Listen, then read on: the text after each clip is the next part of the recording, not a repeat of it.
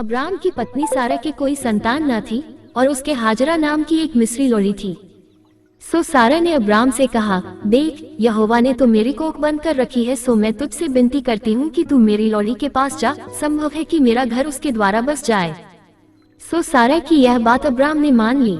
सो जब अब्राम को कनान देश में रहते 10 वर्ष बीत चुके, तब उसकी स्त्री सारा ने अपनी मिस्री लोड़ी हाजरा को लेकर अपने पति अब्राम को दिया कि वह उसकी पत्नी हो। और वह हाजरा के पास गया और वह गर्भवती हुई, और जब उसने जाना कि वह गर्भवती है, तब वह अपनी स्वामिनी को अपनी दृष्टि में तुच्छ समझने लगी। तब सारा ने अब्राम से कहा, जो मुझ पर उपद्रव हुआ सो तेरे ही सिर पर हो, मैंने तो अपनी लोड़ी को तेरी पत्नी कर दिया, पर जब उसने जाना कि वह गर्भवती है, तब वह मुझे तुच्छ समझने लगी। सो यहोवा मेरे और तेरे बीच में न्याय करे। अब्राम ने सारा से कहा, देख, तेरी लोड़ी तेरे वश में है, जैसा तुझे भला लगे वैसा ही उसके साथ कर। सो सारा उसको दुख देने लगी और वह उसके सामने से भाग गई। तब यहोवा के दूत ने उसको जंगल में शूर के मार्ग पर जल के एक सोते के पास पाकर कहा, हे सारा की लोड़ी हाजरा, तू कहाँ से आती और कहाँ को जाती है? उसने कहा, मैं अपनी स्वामिनी सारा के सामने से भाग आई हूँ। यहोवा के दूत ने उससे कहा, अपनी स्वामिनी के पास लौट जा और उसके वश में रह। और यहोवा के दूत ने उससे कहा, मैं तेरे वंश को बहुत बढ़ाऊंगा, यहाँ तक कि बहुतायत के कारण उसकी गणना न हो सकेगी। और यहोवा के दूत ने उससे कहा, देख, तू गर्भवती है और पुत्र जनेगी, सो उसका नाम इश्माएल रखना, क्योंकि यहोवा ने तेरे दुख का हाल सुन लिया है। और वह मनुष्य बनेले गदहे के समान होगा, उसका हाथ सबके विरुद्ध उठेगा और सबके हाथ उसके विरुद्ध उठेंगे, और वह अपने सब भाई बंधुओं के मध्य में बसा रहेगा। तब उसने यहोवा का नाम जिसने उससे बातें की थी अत्तैलरोई रखकर कहा कि क्या मैं यहाँ भी उसको जाते हुए देखने पाई जो मेरा देखने हारा है?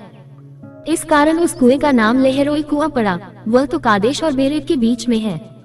सो हाजरा अब्राम के द्वारा एक पुत्र जनी, और अब्राम ने अपने पुत्र का नाम, जिसे हाजरा जनी, इश्माएल रखा। जब हाजरा ने अब्राम के द्वारा इश्माएल को जन्म दिया, उस समय अब्राम 86 वर्ष का था। जब अब्राम 99 वर्ष का हो गया, तब यहोवा ने उसको दर्शन देकर कहा, मैं सर्वशक्तिमान ईश्वर हूँ, मेरी उपस्थिति में चल और सिद्ध होता जा, और मैं तेरे साथ वाचा बांधूंगा और तेरे वंश को अत्यंत ही बढ़ाऊंगा। तब अब्राम मुंह के बल गिरा और परमेश्वर उससे यूं बातें कहता गया, देख, मेरी वाचा तेरे साथ बंधी रहेगी, इसलिए तू जातियों के समूह का मूल पिता हो जाएगा। सो अब से तेरा नाम अब्राम न रहेगा, परंतु तेरा नाम इब्राहिम होगा, क्योंकि मैंने तुझे जातियों के समूह का मूल पिता ठहरा दिया है। और मैं तुझे अत्यंत ही फुलाऊंगा और तुझको जाति जाति का मूल बना दूंगा, और तेरे वंश में राजा उत्पन्न होंगे। और मैं तेरे साथ और तेरे पश्चात पीढ़ी पीढ़ी तक तेरे वंश के साथ भी इस आशय की युग युग की वाचा बांधता हूँ कि मैं तेरा और तेरे पश्चात तेरे वंश का भी परमेश्वर रहूंगा। और मैं तुझको और तेरे पश्चात तेरे वंश को भी यह सारा कनान देश जिसमें तू परदेशी होकर रहता है, इस रीति दूंगा कि वह युग युग उनकी निज भूमि रहेगी, और मैं उनका परमेश्वर रहूंगा।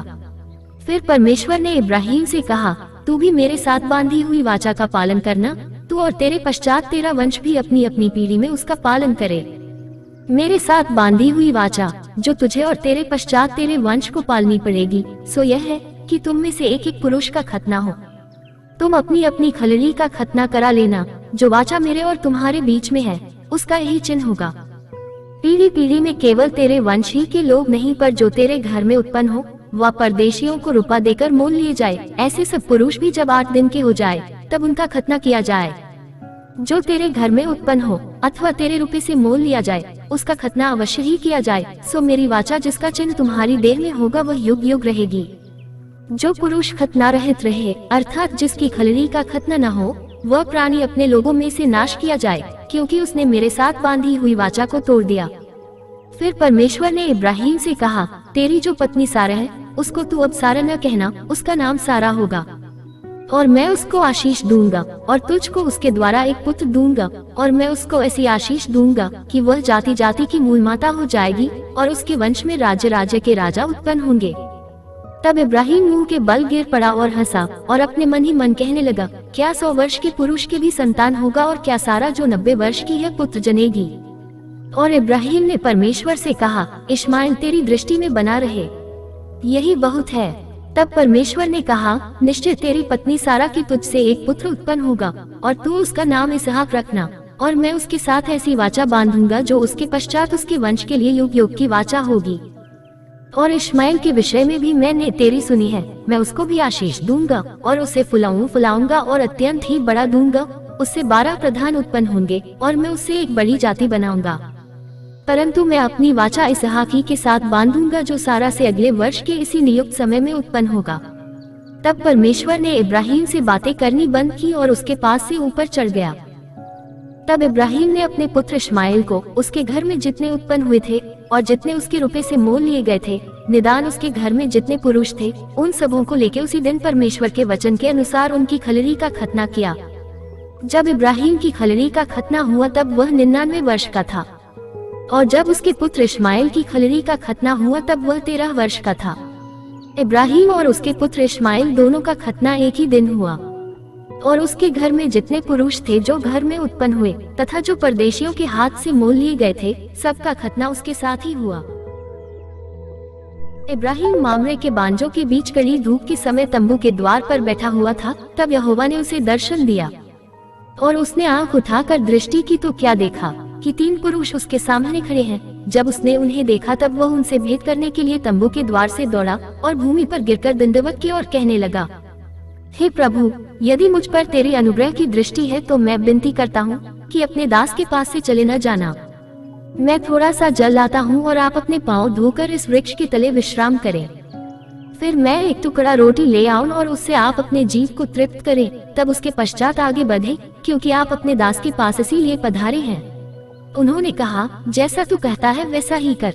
सो इब्राहिम ने तंबू में सारा के पास फुर्ती से जाकर कहा, 3 सा मैदा फुर्ती से गूंद और फूल के बना। फिर इब्राहिम गाय बैल के झुंड में दौड़ा और एक कोमल और अच्छा बछड़ा लेकर अपने सेवक को दिया और उसने फुर्ती से उसको पकाया। तब उसने मक्खन और दूध और वह बछड़ा जो उसने पकवाया था लेकर उनके आगे परोस दिया और आप वृक्ष के तले उनके पास खड़ा रहा और वे खाने लगे। उन्होंने उससे पूछा, तेरी पत्नी सारा कहाँ है? उसने कहा, वो तो तंबू में है। उसने कहा, मैं वसंत ऋतु में निश्चय तेरे पास फिर आऊंगा और तब तेरी पत्नी सारा के एक पुत्र उत्पन्न होगा। और सारा तंबू के द्वार पर जो इब्राहिम के पीछे था सुन रही थी। इब्राहिम और सारा दोनों बहुत बूढ़े थे और सारा का स्त्री धर्म बंद हो गया था। सो सारा मन में हंस कर कहने लगी, मैं तो बूढ़ी हूँ और मेरा पति भी बूढ़ा है, तो क्या मुझे यह सुख होगा? तब यहोवा ने इब्राहिम से कहा, सारा यह कहकर क्यों हंसी कि क्या मेरे जो ऐसी बुढ़िया हो गई हूँ सचमुच एक पुत्र उत्पन्न होगा? क्या यहोवा के लिए कोई काम कठिन है? नियत समय में अर्थात वसंत ऋतु में मैं तेरे पास फिर आऊंगा और सारा के पुत्र उत्पन्न होगा। तब सारा डर के मारे यह कहकर मुकर गई कि मैं नहीं हंसी। उसने कहा, नहीं, तू हंसी तो थी। फिर वे पुरुष वहां से चलकर सदोम की ओर ताकने लगे और इब्राहिम उन्हें विदा करने के लिए उनके संग संग चला। तब यहोवा ने कहा, यह जो मैं करता हूँ सो क्या इब्राहिम से छिपा रखूं? इब्राहिम से तो निश्चय एक बड़ी और सामर्थी जाति उपजेगी और पृथ्वी की सारी जातियां उसके द्वारा आशीष पाएंगी। क्योंकि मैं जानता हूँ कि वह अपने पुत्रों और परिवार को जो उसके पीछे रह जाएंगे आज्ञा देगा कि वे यहोवा के मार्ग में अटल बने रहें और धर्म और न्याय करते रहें, इसलिए कि जो कुछ यहोवा ने इब्राहिम के विषय में कहा है उसे पूरा करें। फिर यहोवा ने कहा, सदोम और अमोरा की चिल्लाहट बढ़ गई है और उनका पाप बहुत भारी हो गया है, इसलिए मैं उतर कर देखूंगा कि उसकी जैसी चिल्लाहट मेरे कान तक पहुंची है, उन्होंने ठीक वैसा ही काम किया है कि नहीं, और न किया हो तो मैं उसे जान लूंगा।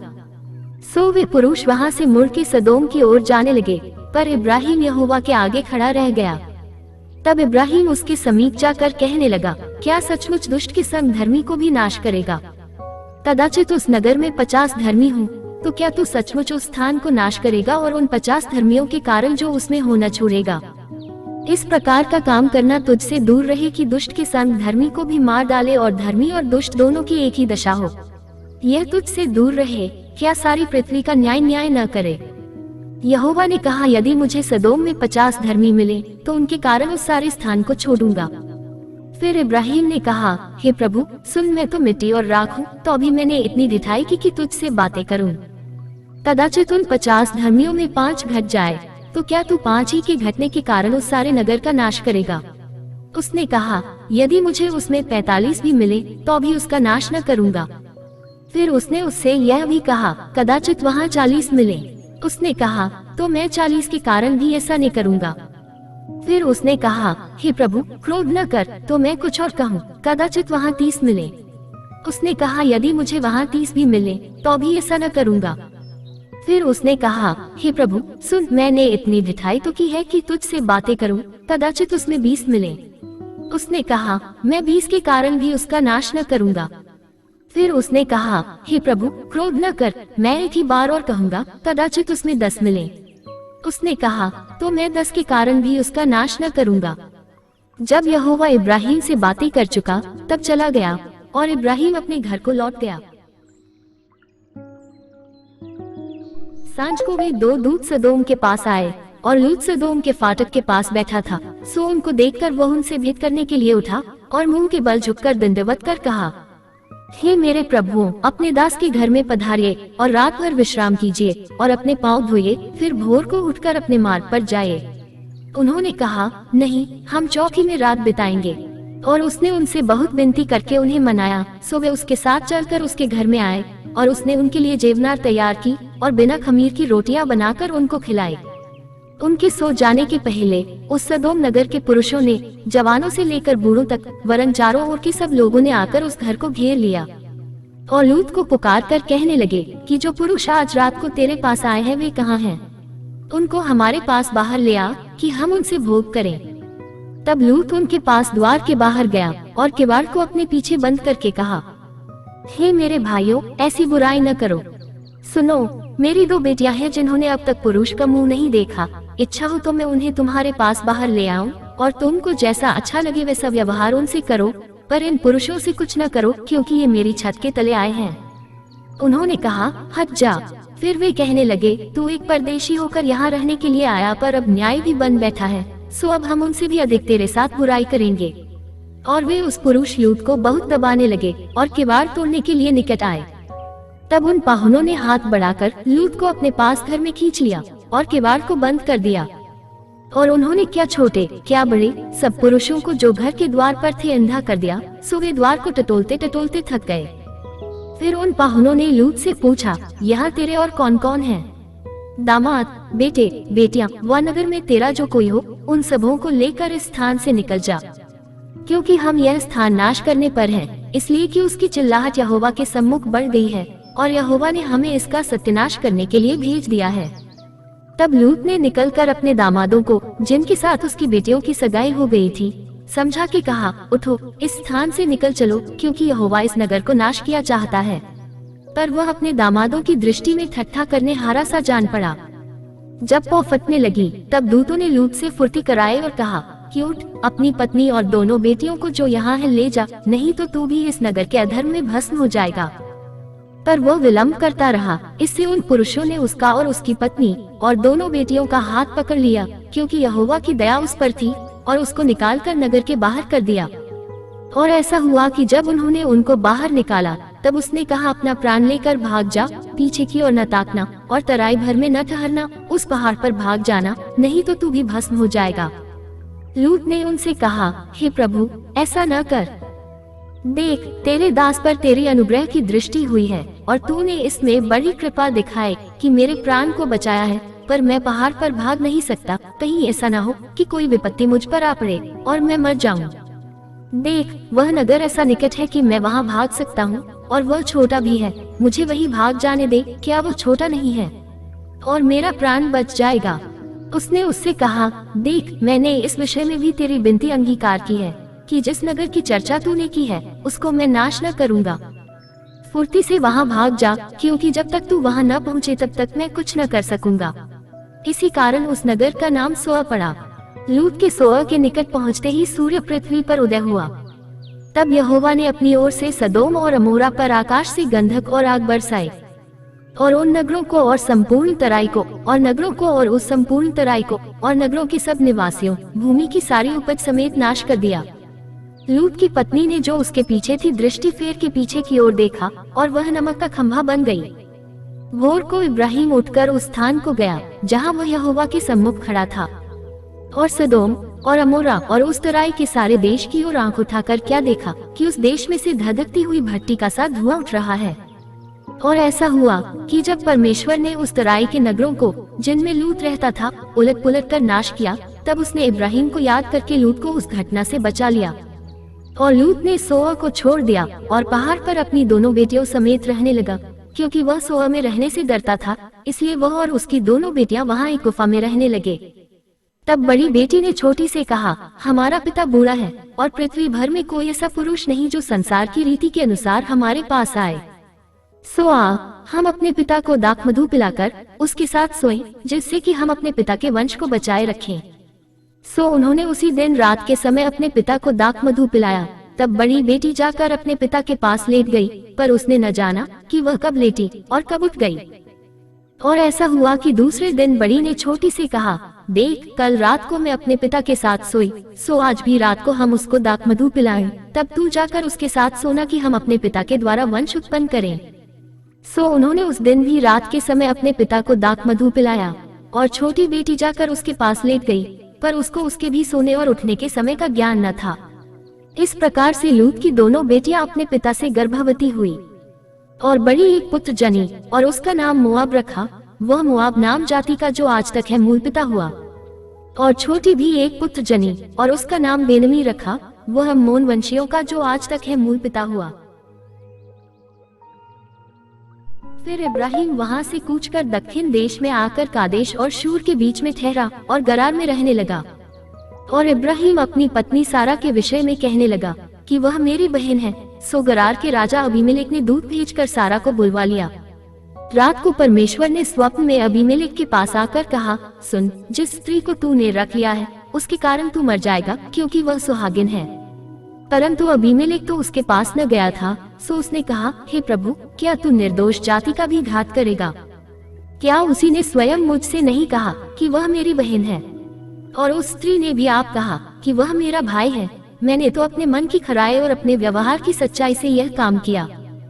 परमेश्वर ने उससे स्वप्न में कहा, हाँ, मैं भी जानता हूँ कि अपने मन की खराई से तूने यह काम किया है, और मैंने तुझे रोक भी रखा कि तू मेरे विरुद्ध पाप न करे। इसी कारण मैंने तुझको उसे छूने नहीं दिया।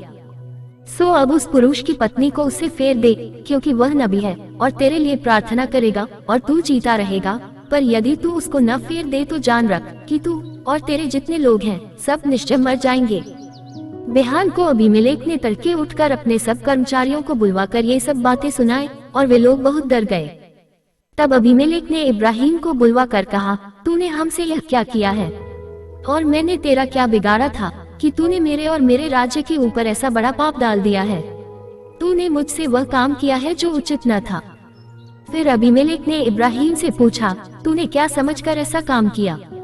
इब्राहिम ने कहा, मैंने यह सोचा था कि इस स्थान में परमेश्वर का कुछ भी भय न होगा, सो ये लोग मेरी पत्नी के कारण मेरा घात करेंगे। और फिर भी सचमुच वह मेरी बहन है। वह मेरे पिता की बेटी तो है, पर मेरी माता की बेटी नहीं। फिर वह मेरी पत्नी हो गई। और ऐसा हुआ कि जब परमेश्वर ने मुझे अपने पिता का घर छोड़कर निकलने की आज्ञा दी, तब मैंने उससे कहा, इतनी कृपा तुझे मुझ पर करनी होगी कि हम दोनों जहाँ जहाँ जाएं वहाँ तू मेरे विषय में कहना कि यह मेरा भाई है। तब अबीमेलेक ने भेड़, बकरी, गाय, बैल और दास दासियां लेकर इब्राहिम को दी, और उसकी पत्नी सारा को भी उससे फेर दिया। और अबीमेलेक ने कहा, देख, मेरा देश तेरे सामने है, जहाँ तुझे भावे वहाँ रह। और सारा से उसने कहा, देख, मैंने तेरे भाई को रुपए के 1000 टुकड़े दिए हैं। देख, तेरे सारे संगियों के सामने वही तेरी आंखों का पर्दा बनेगा, और सबों के सामने तू ठीक होगी। तब इब्राहिम ने यहोवा से प्रार्थना की, और यहोवा ने अबीमेलेक और उसकी पत्नी और दासियों को चंगा किया, और वे जनने लगी, क्योंकि यहोवा ने इब्राहिम की पत्नी सारा के कारण अबीमेलेक के घर की सब स्त्रियों की कोखों को पूरी रीति से बंद कर दिया था।